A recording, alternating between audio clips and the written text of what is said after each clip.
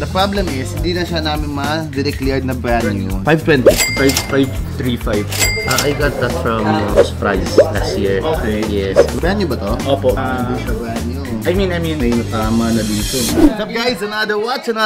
Mayroon tayong mga kliyente ngayon. Grabe. Papasukin natin sila. Papasukin natin o papapasukin? Papapasukin natin sila. Mga bossing, welcome. Anong mga tutulong ko sa'yo? Anong bebenta niyo, boss? Ano tong watch? and then yung ito rin po. Brand new ba to? Opo, brand new na... Hindi siya brand new. I mean, tinanggal po yung links kasi sinukat lang po. Pero heated po siya. The problem is, hindi na siya namin ma-declared na brand new due to kasi size na siya. This one is a 2025 Daytona Panda. Tsaka this one naman, anong year na ito? May kasamang papers ba to? Wala. Backstory dyan. I got that from Surprise last year. Okay. No papers, no inclusions yet. This is a 1980s, if I'm not mistaken. Dahil may mga lug holes pa siya. Tapos, anong next pang watch? Yung ito po, Kermit. Pero watch only lang po. Submariner, Kermit. Ito yung before ng Starbucks. Ito yung ginagawa. May mga prices ka ba nito? And how much you plan to sell it? Dito po, 215, 1850, and 570 sa Kermit. Ito, this one Panda, how much? 1850 po. 1,850, hindi kaya. Pero hindi mo alam kung anong year na itong Kermit. I-receive lang from the store. Lahat to binili sa isang place. Yung ito pong dalawa. Ito kay friends to. Apo. Boss friends, baka naman. May natama na dito.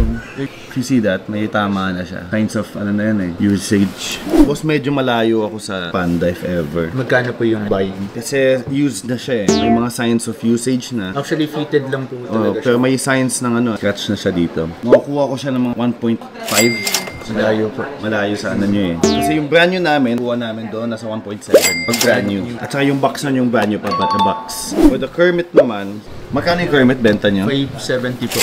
570.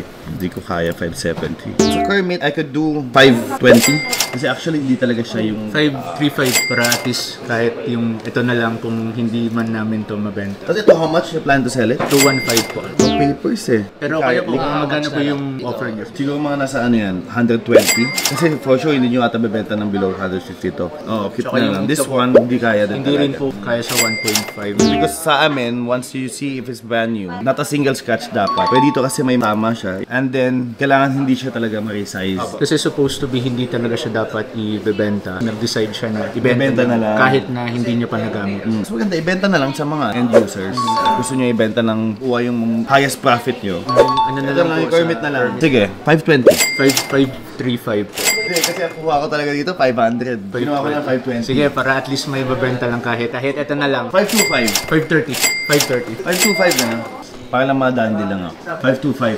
Sige, dandil. Sige, dandil tayo dyan sa 525. So, na-dandil na tayo dito sa Kermit 2008 V-Serial kasi siya. So, it is a year 2008. Papa 7-step authentication ka lang muna. Brother, kamusta? Ito na yung bayad mo. Thank you po. Andito tayo. Thank you so much, brother. Mga bossing, salamat na madami. Ngayon guys, nabili na natin yung Submariner Kermit. Hindi natin nagka-dandil sa Panda. Tsaka sa Date Just medyo out of price. Anyway, happy client, happy gentry. Siyempre, happy si John.